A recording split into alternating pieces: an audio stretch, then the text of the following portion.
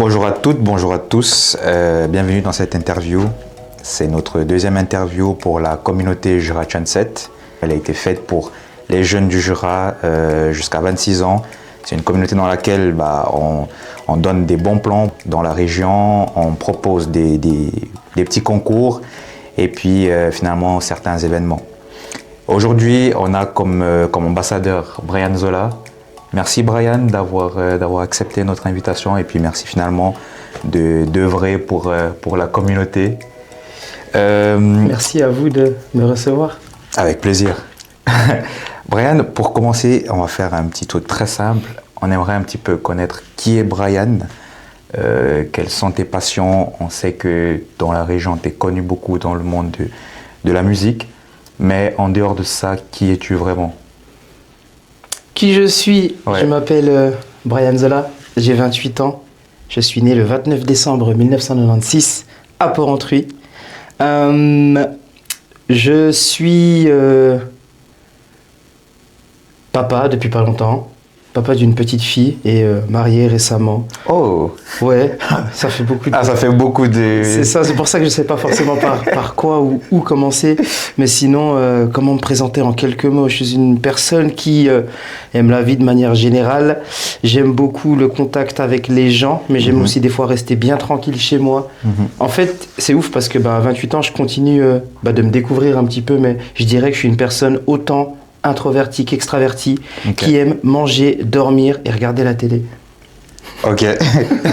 Manger, dormir, regarder la télé. C'est ça. Ok. Et maintenant que tu as ces deux femmes auprès de toi, ça se passe comment?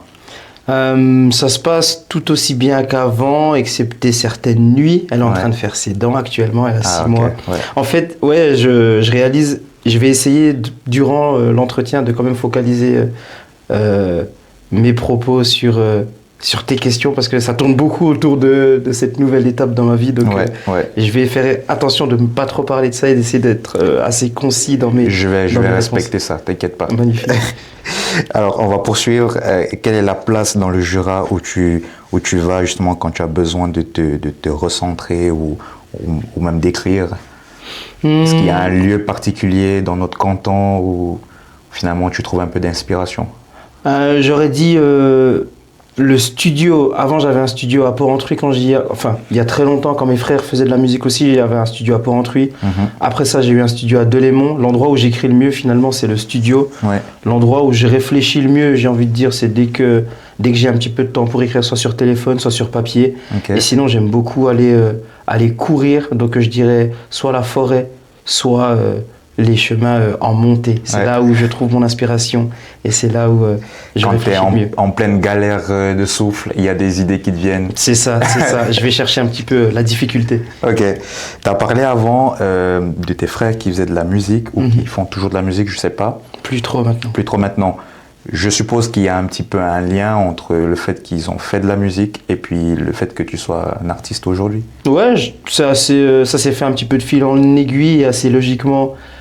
J'ai été attiré par ce qu'ils faisaient quand j'étais plus petit. Ils ont 7 ans de plus que moi, c'est-à-dire qu'ils faisaient de la musique quand ils avaient 11, 12, 13, 14 ans. Moi, j'avais 5, 6, 7, 8 ans. Et ils faisaient du bruit. En fait, c'était à la cave. Ils faisaient de la musique à la cave. Moi, j'entendais ce qu'ils faisaient. Tout le monde entendait ce qu'ils faisaient. Et des fois, je descendais, ils étaient avec les frérots et tout. Et il y a des fois où ils me laissaient entrer, des fois pas forcément. Mais j'ai suivi leur exemple, tout simplement. Donc, ils ont une place très importante dans la carrière, entre grosses guillemets, que j'ai aujourd'hui. Ok, magnifique. Si toi, tu devais résumer un petit peu en un seul mot dans ta carrière, tu dirais quoi? Cool. Chill, cool, en mode, je me suis beaucoup pris la tête quand j'étais un petit peu plus jeune sur où est-ce que je voulais aller, ce que je voulais atteindre, ce que je voulais faire, et je réalise aujourd'hui avec du recul que je suis hyper content et reconnaissant de ce que j'ai déjà réalisé, et je me réjouis de voir jusqu'où je peux aller, mais je me mets pas forcément d'objectifs précis. Je suis très satisfait de ce que j'ai accompli jusqu'à aujourd'hui. Ok, aujourd'hui on sent que tu connais, enfin tu as ta DA, tu sais où tu vas, mais quand on commence dans un projet comme celui-là, est-ce qu'on a des doutes? Est-ce que on va un petit peu à l'aveugle? Ça se passe comment? Ouais, c'est comme j'aime appeler ça la vie d'artiste, c'est vraiment en mode tu suis un peu ton cœur, et ton corps des fois aussi, tu suis tes intuitions Et bien évidemment, il y a des doutes, mais le plus important, je pense que c'est d'essayer de se faire plaisir. Ça, c'est une notion que j'essaye de mettre en avant dans tout ce que je fais. Ouais. C'est chercher, moi, à être satisfait de ce que je fais avant de chercher à faire plaisir aux gens. Ouais, c'est vrai que c'est clair que si toi, tu es bien dans ce que tu fais, finalement, tu transmets aussi ça. Mais c'est tout un travail. Encore Ouais. aujourd'hui, je doute. Encore aujourd'hui, je sais pas forcément où je vais par moment, mais je me remets beaucoup en question. J'ai la chance d'avoir une femme avec qui je parle aussi et qui m'aide à me recentrer. Donc c'est vraiment un travail continuel qui ne s'arrête jamais. Ouais. Et je continue d'apprendre tous les jours en vrai. Ouais. Avant, on a parlé d'artiste. Aujourd'hui, certaines personnes te connaissent sur ton nom d'artiste, Neptune. Et puis, moi, j'étais connu dans le passé dans le foot. Quels sont les autres arcs que tu as?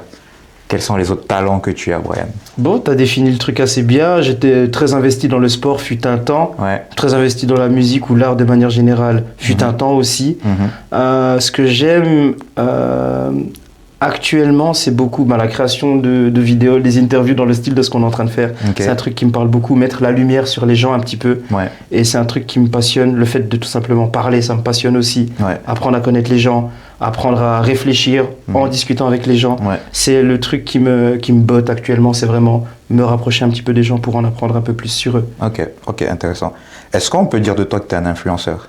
Non, exclu.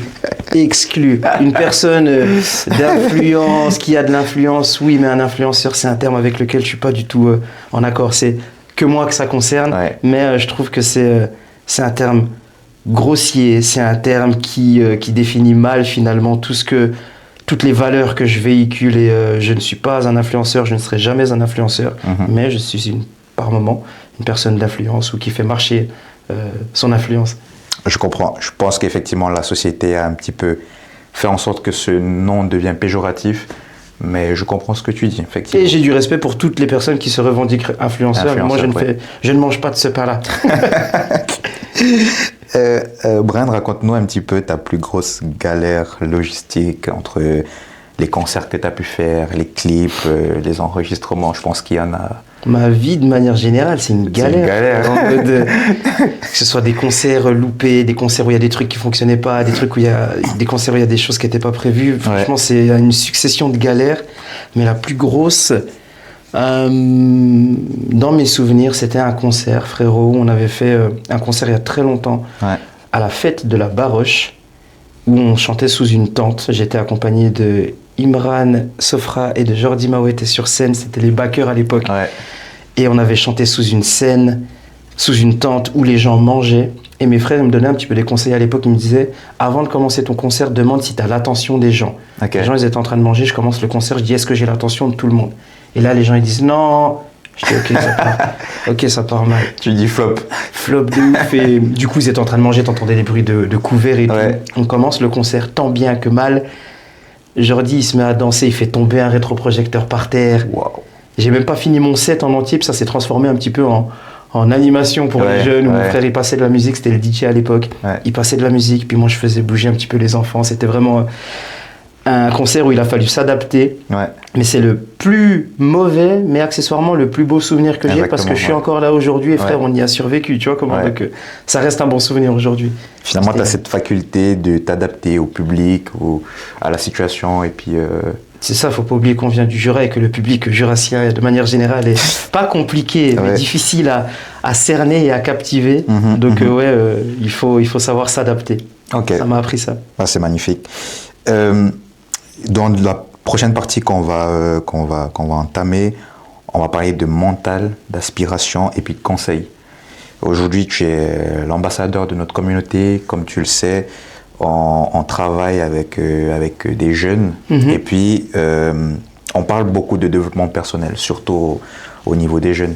Toi, comment tu as travaillé sur ta confiance en toi? C'est une très bonne question. En 2021, j'aime bien partir de là. En 2021, j'ai vécu une rupture amoureuse qui m'a beaucoup remis en question sur qui moi j'étais, sur ce que je pensais de la vie, de l'amour de manière générale. Et je dirais que c'est les échecs qu'apprennent beaucoup. C'est le genre de truc qu'on entend souvent, mais dans mon cas, c'est vraiment ce qui s'est passé. C'est un échec qui m'a permis de réaliser finalement où est-ce que j'en étais, où est-ce que je voulais aller. Donc, pour reprendre ta question, c'était quoi déjà? Comment tu as fait pour travailler sur ta confiance? J'ai eu la chance d'avoir un entourage, là je pense à la famille, je pense aux amis, hyper sain, hyper positif. Je me suis beaucoup rapproché du sport aussi. C'est drôle parce que c'était vraiment une période où je me suis essentiellement rapproché du sport et de la famille. Mes amis, c'est pas que je les ai laissés de côté, mais c'est que j'ai pris un temps pour moi où les choses qui étaient hyper importantes, comme j'aime le dire, au début d'un projet qui s'appelle Aquaréel, les choses essentielles pour moi, c'est la foi, la famille et l'amour de manière générale. Donc, c'est ces aspects-là que j'essaye de développer à travers le sport, à travers la course, à travers le foot, à travers toutes ces choses-là. C'est apprendre à tester un petit peu ses limites, voir jusqu'où tu peux aller. Je me suis mis dans des délires de malade, genre je fais pas de course de manière générale à la base, mais je me suis mis à courir. Il y a une fois où j'ai fait 2 Léman-Porran, où je me suis mis ça en tête après avoir regardé le film Forrest Gump d'ailleurs. Si un jour vous voulez regarder ce film, c'est un film qui m'a beaucoup marqué. Donc voilà, se rapprocher des choses où on est mis à l'épreuve un petit peu et où on est justement confronté un peu à soi-même, pas forcément les sports d'équipe, mais les sports individuels, et se rapprocher de sa famille, tisser ou alors soigner ses relations familiales, c'est un truc qui m'a fait énormément de bien. Donc voilà, j'espère que j'ai assez bien répondu à ta question. C'était très bien développé en tout cas. Dans tes sons, j'en ai écouté quelques-uns. Il y a souvent des passages qui donnent l'impression que c'est vraiment personnel, notamment sur la religion. Dans un de tes sons, on sent que peut-être c'est une période où tu t'es rapproché de ta religion. Est-ce que c'est vraiment quelque chose qui est vraiment concret dans ta vie de manière constante, la religion? Alors, déjà pour commencer, j'aime bien parler de foi et pas de religion. Là, genre, je vois la religion comme un business un petit peu, tu vois comment. Mais moi, je suis de foi et de confession chrétienne où j'ai grandi dans une famille chrétienne quand j'étais un petit peu plus jeune. Et en grandissant, je m'en suis écarté de moi-même, où j'ai décidé de faire un petit peu ma vie.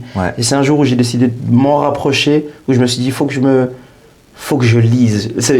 Un matin, je me suis levé, c'était après cette rupture où je me suis dit, faut que je lise, faut que je me rapproche de j'ai pas envie de faire de propagande non plus, mais il faut que je me rapproche de la parole. C'est ça qui m'est venu. Et c'est un truc hyper concret pour moi parce que c'est là que tout prend son sens. J'ai appris justement à réaliser ce qu'était l'amour, le vrai, l'amour de soi-même, l'amour des autres. Et c'est depuis là que tout a changé un petit peu. Ma façon de voir le monde, elle a changé à travers la foi, la famille et l'amour, encore une fois. Mais c'est ça qui a donné du sens à tout le reste. Et la dernière chose que j'aimerais dire par rapport à ça, c'est que c'est quelque chose de vraiment personnel. Je vais jamais dire à quelqu'un, il faut que tu fasses ci, il faut que tu crois ça. Mais dans mon cas, c'est quelque chose qui m'a littéralement sauvé la vie. Ok. Et finalement, tu le transmets dans tes chansons. C'est ça, sans être trop catégorique, tout en sachant que chaque personne est libre de croire. Et c'est une très bonne chose. Mais encore une fois, c'est pour ça que mon discours il est devenu très personnel, où je raconte que mon histoire, parce que c'est la seule que je connais, c'est celle que je connais le mieux. Tu vois comment? C'est clair, Donc c'est mon témoignage que je partage à travers ma musique. Si aujourd'hui, si tu pouvais donner un conseil au Brian de justement, il y a 5 ans, avec l'assurance que tu as aujourd'hui, et puis la vision que tu as, quel conseil tu donneras à ce petit? Tu sais, je crois pas au hasard, donc je lui dirais continue de faire ce que tu fais, tu vois comment? Parce que c'est ce Brian-là qui m'a fait devenir le Brian d'aujourd'hui. Donc je changerai rien, je conseillerai rien, je l'encouragerai à faire les mêmes erreurs, à rencontrer les mêmes personnes, je changerai rien à mon histoire ou à mon passé. Dans ta carrière, est-ce que tu as déjà vécu des bad buzz? Oui. J'ai vécu quelques embrouilles avec un artiste de la région d'ailleurs, dont je tairai le nom pour éviter pas de souci.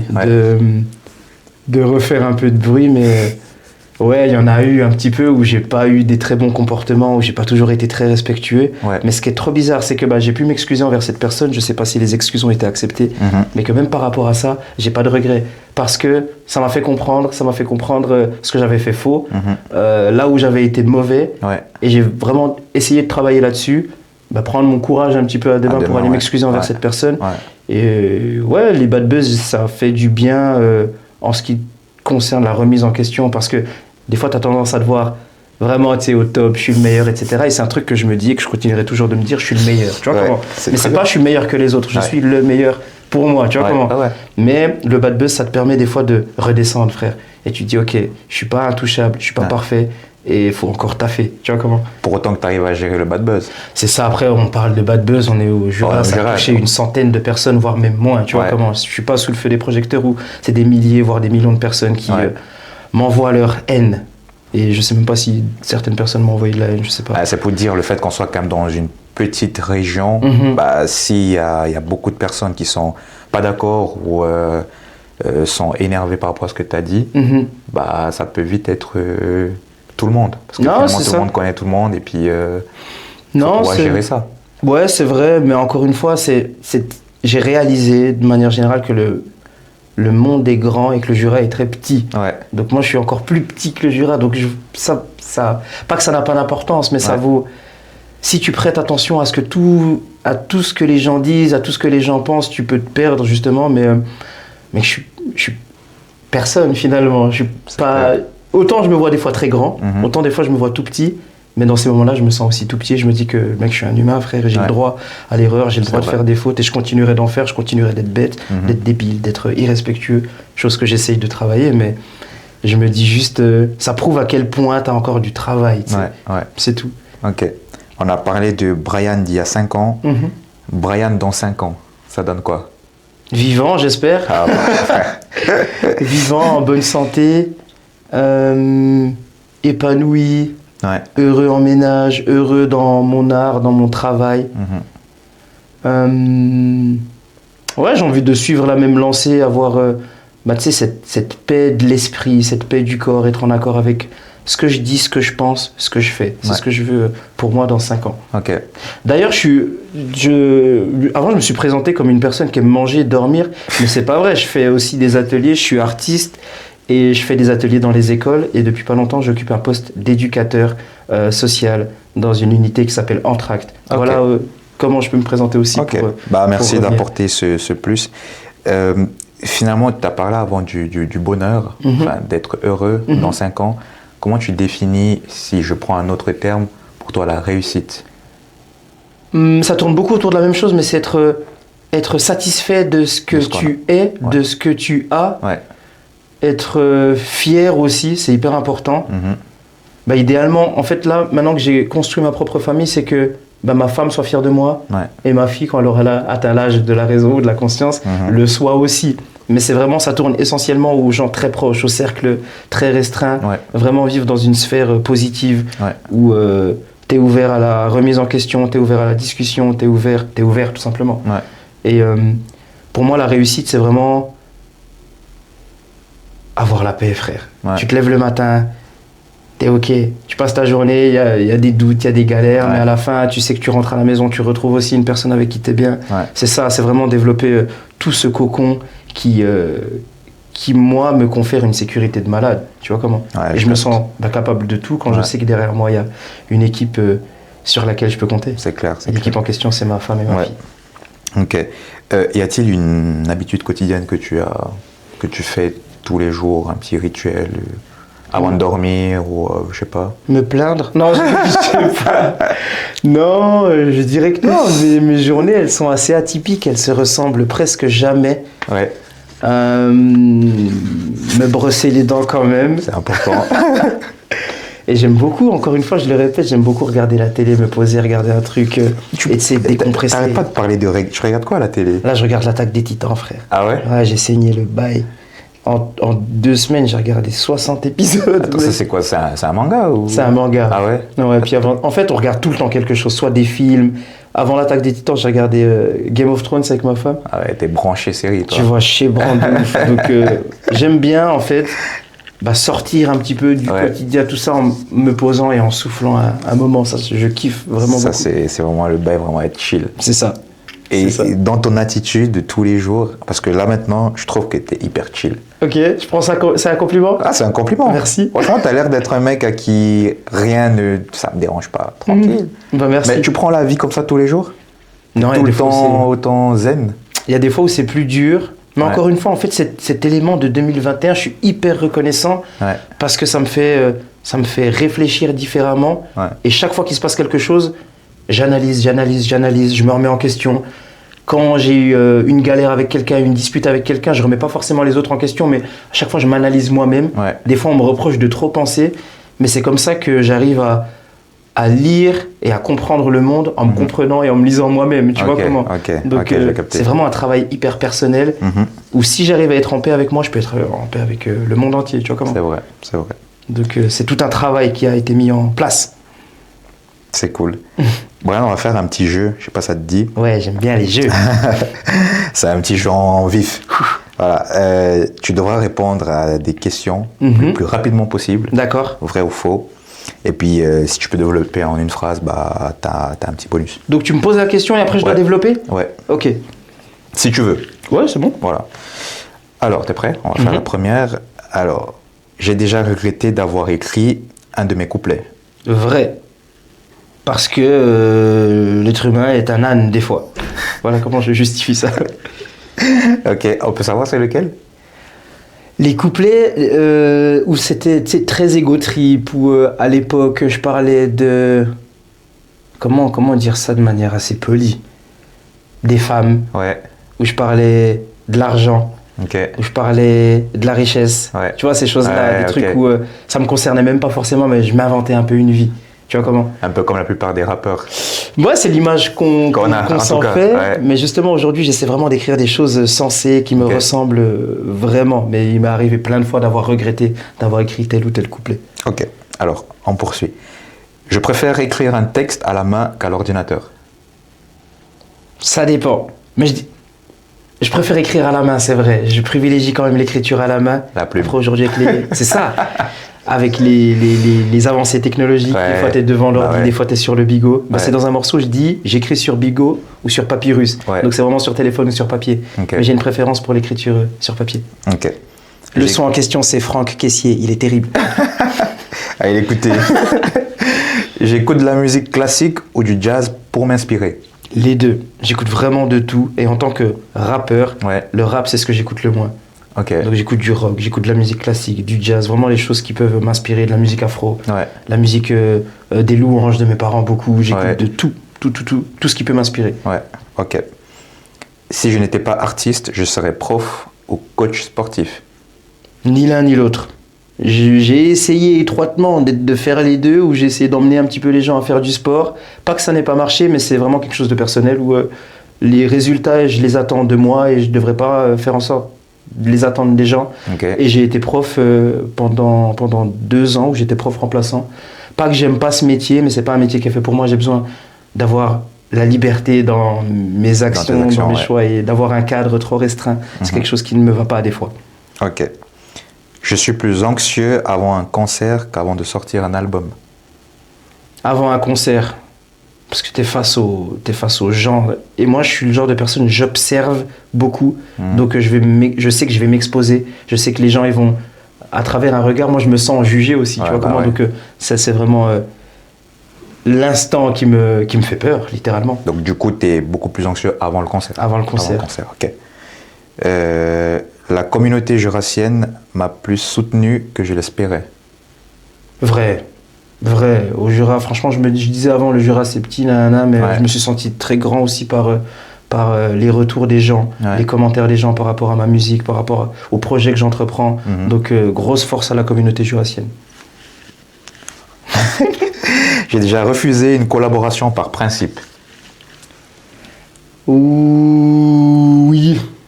Vrai. Ouais.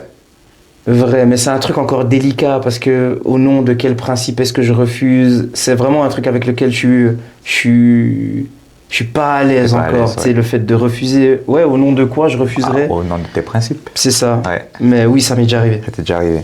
Ok. Bah merci beaucoup d'avoir joué à ce petit jeu. Merci à toi. Si toi aujourd'hui, Brian, tu devais laisser un héritage pour la jeunesse jurassienne, ce serait quoi? Je considère en partie l'avoir déjà fait avec les albums que j'ai écrits. Un album en particulier, Aquarelle, que j'ai écrit en étant très triste, mais qui m'a fait beaucoup grandir. Et si le souhait que j'ai, c'est vraiment de laisser un ouvrage. Là, je me concentre vraiment sur l'écriture d'un truc, l'écriture d'un livre, Ok. ou d'un film, ou d'une fiction, un truc Ouais. qui laissait ma trace. Mais ça toucherait à la musique ou à l'écriture d'un projet ou à la réalisation d'un mini-film ou d'un truc comme ça. Ok, bah franchement j'ai hâte. quel est le message que tu pourrais passer aux jeunes qui vont regarder, ou aux moins jeunes qui vont regarder finalement cette interview?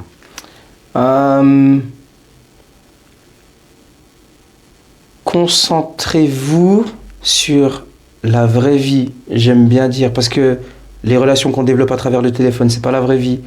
Moi, j'aime beaucoup justement le contact. Concentrez-vous vraiment sur le contact avec les autres, mais encore plus important sur l'introspection, sur le contact avec vous-même, votre rapport à vous.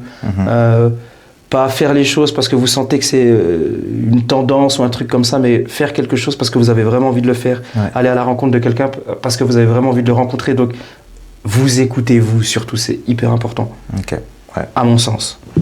Prenez note, les gars. Quel est le truc, avant tu nous as parlé de ce que tu écoutais comme musique, du rock, du jazz, tu écoutais un peu de tout, mais est-ce que, alors je sais pas s'il y a d'autres comment on dit, termes musicales? Genre musicaux? Genre, voilà. Ok. Il y a un truc que les gens ils se disent, non, c'est pas possible qu'il écoute ça, je pense. Attends, faut que je réfléchisse. Parce que finalement, déjà, le fait que tu me dises que tu écoutes du jazz, Ah ouais? je suis choqué, frère. Ouais. Putain, oh pardon, j'ai le droit de dire... Pardon, on coupera. J'ai une chanson de Alain Morisot qui s'appelle « Toutes les femmes sont belles ». Ah ouais? Oui. Ah ouais, toutes les femmes sont belles. Toutes les femmes sont Ah. belles. C'est Marco, un frérot, qui m'a fait découvrir ça et j'aime beaucoup ce morceau. Dans les 6 prochains mois, est-ce que tu as des projets? Prendre soin de moi, prendre soin de ma femme et prendre soin de ma fille. Je suis dans une période où il y a beaucoup de projets, je suis assez stressé et j'aimerais juste prendre le temps de prendre soin de ma famille. Ok. C'est ça mes projets. C'est le plus gros projet et puis on te souhaite que ça fonctionne comme il faut. Merci beaucoup. En tout cas, merci Brian d'avoir participé.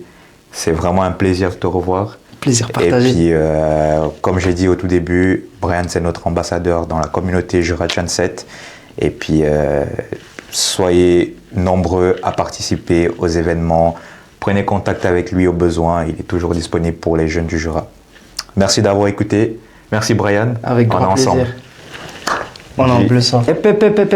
J'ai un défi à proposer à la communauté Jura Genset pour toutes les personnes qui souhaiteraient vivre l'expérience d'écriture d'un texte sous la forme d'une poésie, d'un rap ou juste un texte. Je vous invite à un atelier d'écriture inédit dans lequel vous serez invité à écrire et à partager avec toutes les personnes qui le souhaiteront ce que vous avez à dire.